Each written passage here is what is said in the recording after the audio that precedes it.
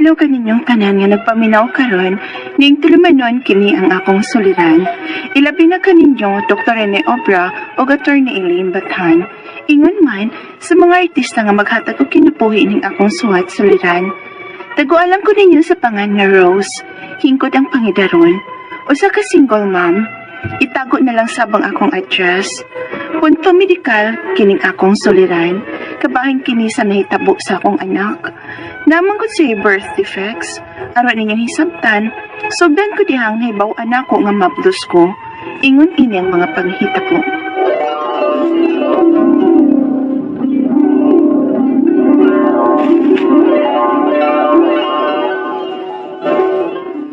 Jake, mabdos ko. Ha? Mabdos ka? Hala no, pabalik-balikon pa ba taong patubag? Jake, wala ko rikla ha. O, sige kung kasukaon. Maong nag-pregnancy test ko. O positive nga mabdos ko. Nga nga mabdos man ka nga. Gi-withdraw mo to na ako. Sure kang withdraw niyo mo tanan. Ha? Nagsulti naming tanya. Dili lagi ko na safe ang withdrawal. Pero wa man lagi mo mabdos tong una na kong mga uyab. O sabay buhat ni mo pasabot ana ha? Di ka mo angkod ani? Nga wa makoy laing uyab. Ay. Unsaon man ni nataran ha? Ay, ngita ko pagi.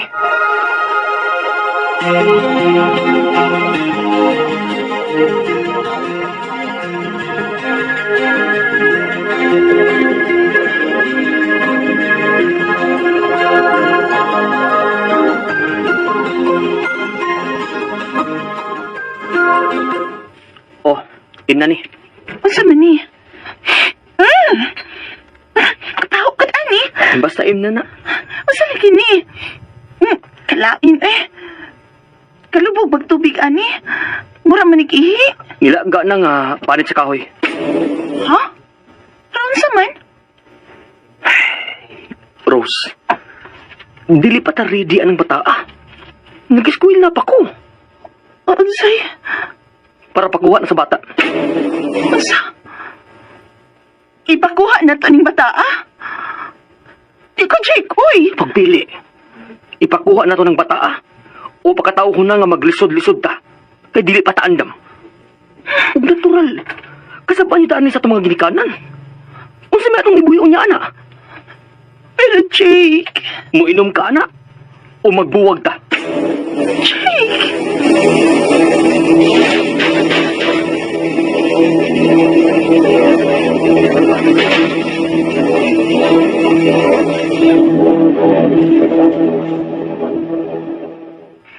Milkaw na si Jake na way maayong buot na ako. Iyak yung ipainom na ako niyang ibilin nga. Nilaga nga panit sa kahoy. Unsa man kaning kahoya nga makapakuha man ko na sa bata.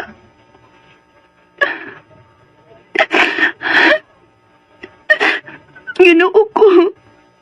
Sa may akong buhaton. Nagkasiguro ko nga kung mahibawang ako mga ginikanan nga maptos ko. Ug dili manubag ang akong uyab kay buwagan ko niya kung dili na ko buhaton ng iyang ipabuhat ako. Makulatahan gyud ko nilang mamagpapa. Sa may akong buhaton.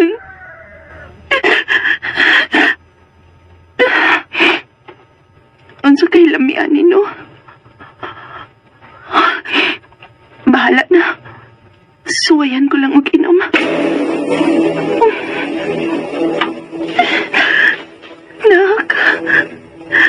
Nagpasalo ako.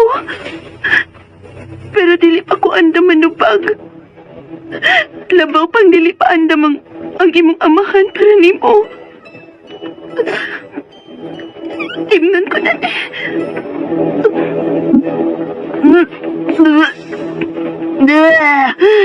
Kapait ba di ay ani? Dili na ko kaya. Pait kayo.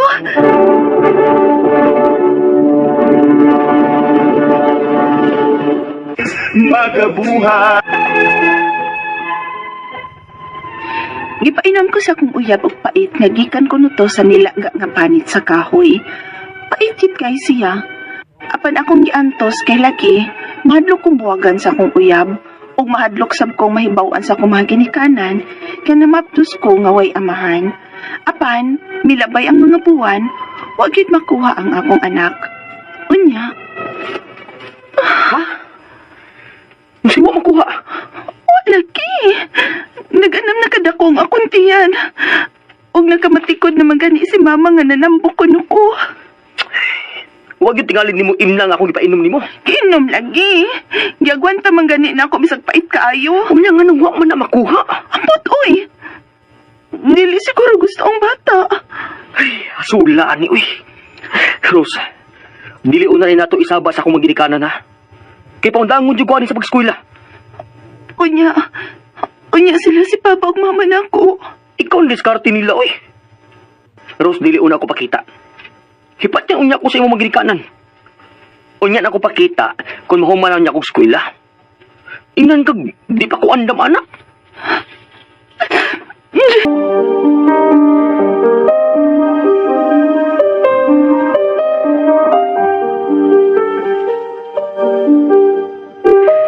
Diyos nga maluluyon. Nakahimo ka anak si mong anak, Rose. Pasaylo ako ninyo, ma. Nahadlok lang yun ko ninyong papa. Ang nahadlok kong buwagan sa akong uyab. Unya, hain naman rin na siya. Di ba nga gibuwagan ka lang gihapon? Ha? Ma. Ayaw nagusba ang imong gibuhat, ha, Rose? Pakatauhan ng bata. Salamat. Rose, Ma, kumusta nga akong anak? giobserbahan pa nila din sa ospital. Kaya naman, naon sa mandayang akong anak, ma.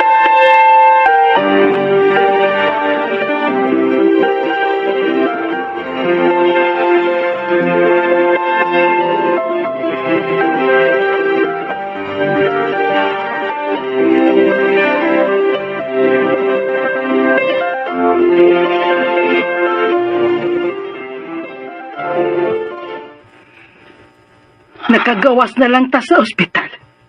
Apan wa gid mawa ning pagluha-luha sa imong anak, Rose. Naan sa mangka na siya, mano? Ipangutana pa ba na nimo? Ikaw mismo na ibaw sa hinungdan, anak. Tungod na kana sa inyong gibuhat, dihang gimabdos mo pa siya. Ma.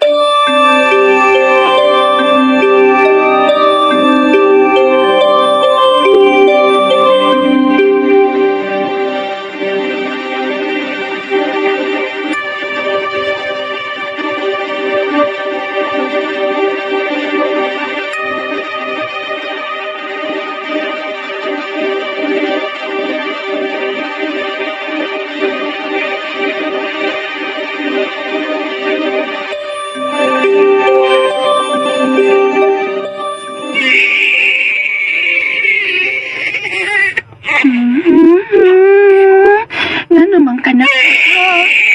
Ngayon mo. Ngita kang papa ni mo? Ha? Hilom na ba? Tuga-tuga. Tuga ni makapahilom ang imong anak na. Sabi, ambi na, be. Kutawi ko sa paggatas. Masagakuangan ni sa una ni mong gikutang. Binabata. So, Salamat, ma. Rose, may buko lagi ning ilong sa imong anak. Ha? Bukol, ma?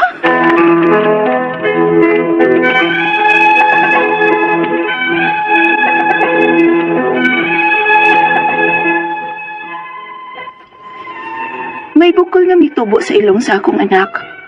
Wa usab ni mapacheck up, kay wa lagi may kwarta. Ang akong mga pangutana mo kining musunod. Unang pangutana, magluha-luha ang mga mata sa akong anak ug magmuta kini. Normal ra ba ni sa bata nga bag-o lang ipagkataw? O sa may angay na kong buhaton, aron ma-okay siya?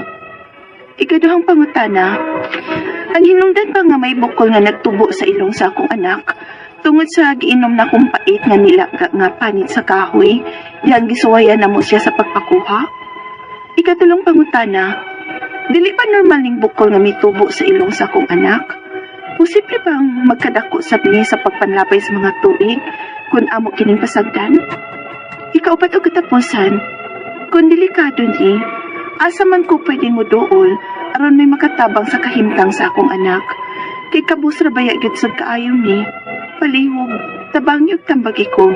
Kini ang akong suliran, Rose. Mayong adlaw mga suking tigpaminaw di sa itong programa, kini ang akong suliran. Ano na sa bako, si Dr. Rene Obra, magiguban kaninyo karong adlaw. Tungod lagi kay medical doctor ko, psychiatrist o drug addiction specialist, ako mutambag sa mga problema ang punto medical, psychological, emotional, behavioral, o mga problema sa mga ginadiling drugas. Daghang pamagi, mamili lang mo, kasi pamagi, o saon sa pagpadala sa inyong mga sulat-suliran di ka na mo. Pwede nga ipadala sa mong email, suliran_612@yahoo.com or atong Facebook account, kini ang akong suliran official writer's page o diba sa batan sa 3rd floor Jose R. Martinez Building, Osmeña Boulevard, ning Dakbayan sa Sugbo. Ang ato bagputlo nga pagtulunan karong adlaw mao kini nga you bless us always. Waking up is a blessing, not a privilege. Waking up is a blessing, not a privilege. Sino balo ba magpili mamatay sa Pilipinas kada adlaw? Kapig mil sa 600 kada adlaw. So mil sa 600 ka mga Pilipino sa na gyud mabutag-buntag, no? Swerte patay kay nakaabot patag buntag nakakita patag another day silaw sa adlaw. Mingon karon di lagi mahurot ang mga tao sa Pilipinas dok nga 1,600 mamatay kada adlaw. Nga ampod kay 70,000 man puy matao kada adlaw. So man di gyud mahurot, okay? Ang atong magtatampo karong adlaw si Rose, 22 years old, usa ka single mom, punto medical. Mitungod kini sa iyang baby, So basta nabati na to ganiha sa drama na siya problema sa iyang baby, no? Man niya gibutang ang iyang address, no? So ako lang i-greet ug unsay akong makita andre sa akong listahan og taga-diin nga akong gustong i-greet, no? Mayong pagpaminaw diay sa mga taga si Dr. Dr. Cabal, Nuni Cabal, nga, kumusta naman din yung pista, no? Sa gisbol ba yung pista? Happy pista din sa inyo, no? Kining mga naman yung taga-poblasyon Cebu nga. Ako naman yung gigreet niya itong isang adlaw. Kining taga-Minglanilla, si Jonathan Verdun, o mga Miano family diya sa Lapu-Lapu City, mayong adlaw niyong tanan diya, o mga taga Daan, si Kanti Tudila, Melka Orgi, Tommy Orgi, Lisel Orgi, Boyet Muanya, Cheryl Laguna, Basarte, mga taga Ubay Bohol, mga taga Hilongos, no? Kumusta naman mga taga Hilongos, mga taga Inuparan, Di na ako daganon kay taas ba ning akong diskusyon na ning problema ni Rose, may tungod sa iyong anak nga na kuno'y magluha-luha bagong mom lagi. Di ako nutoy panahon nga single mom ang siya. So, good siya minuwe siya, nakababuntis niya. Inom siya mga pait-pait ng mga herbal.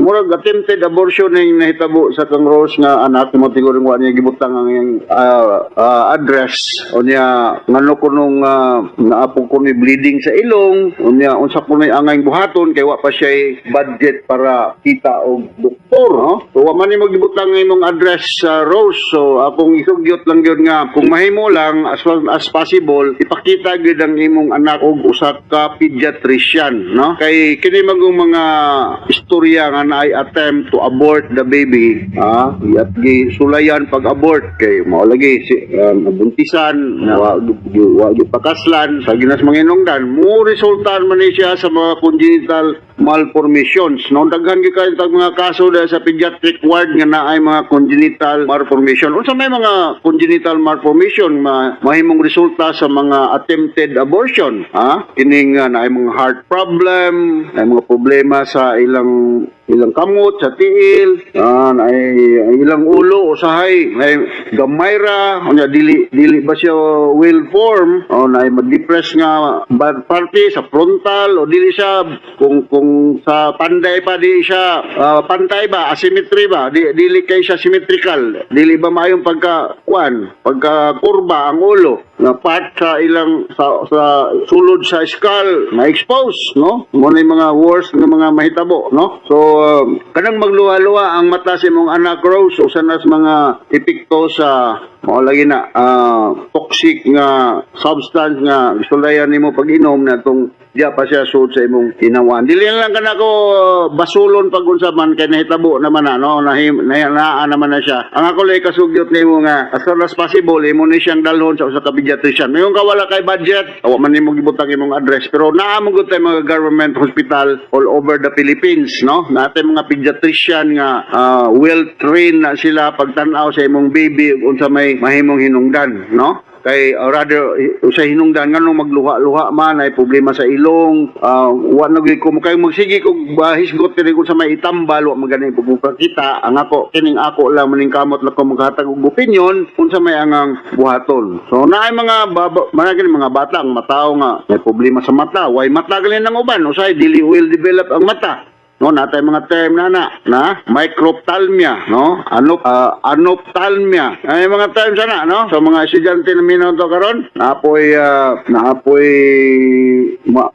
mga bata nga ang ilang iris dili well formed, ha? Naay man yun or naapoy mga problema sa optic nerve. Na optic nerve bo nay ugat nga nagsupply sa atong mata nga normal ang functioning. So kung dili underdevelop ang optic nerve, it goes without saying ang pagtanaw po sa usa ka tawo nga naay underdeveloped optic nerve is defectuoso pod, no? So mao na nga pediatrician ang naduolo na to ani Rose imong problema sa imong anak nga naay mga obserbahan imong dili good inunta normal para nga ma-diagnose siya properly o mahatagan sa sakto nga tambal, no? Kung diri ka sa south namatay mga hospital dagko sa Karkar, na government hospital dia sa Balamban na, o gari ka sa north na Danao, na dia, o gari ka sa syudad, of course, dia sa Cebu City Medical Center o gari sa Vicente Soto.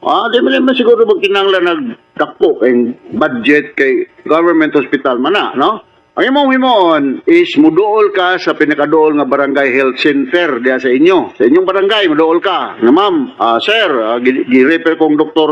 Rene Obra. May akong mahimo niya akong anak. Kaya tagaan mo niya og referral ngadto sa the nearest nga big hospital nga naay mga pediatrician. Ano sa health center mo po na ibayan. Sila may mohatag og referral note. Namaglit mga malasakit program sa atong gobyerno. Diri sa Sugbo at bang diri sa Vicente Soto na magani manghatag dag libreng tambal kay kuan kuno na project kuno na ni Sara Duterte. I do not know kung how true kung sa pumutambal lagi panghatag. Kung daga mo ingon nga na ako ni mga tambal panghatag dia. So the best way nimo is dool kag barangay official dia sa inyong barangay.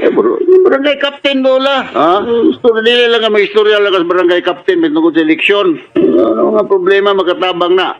Dili man siya doktor pero makahatag siya referral note o referral ngadto sa mga tao nga naay abilidad sa pagsulbad sa problema. Alright, yung nakasabot ka sa kung speaker ni Moros, may tungkol sa problema sa imong anak nga naay mga congenital malformations na history nga attempted abortion. Hinaot pauntang makurhian ng imong anak para magtubo siyang normal nga tao, basin og basig wa siguro mahimo ning kakong tao din sa ato, no? Nilang tao din sa ato. Di kay bulo, di ta sigurado sa panahon. Alright? So, hinaot kasabot ka sa speaker ni Moros ngadto sa libuan millions nga naminaw sa atong programa kini akong suliran. Ako si Dr. Rene Obra mayon nga salamat kayo ug hantod sa sulod higayon from all of us sa Radio Mindanao Network Production Center, Radio Mo Nationwide Tatak Armen. Daghang salamat o maayong adlaw.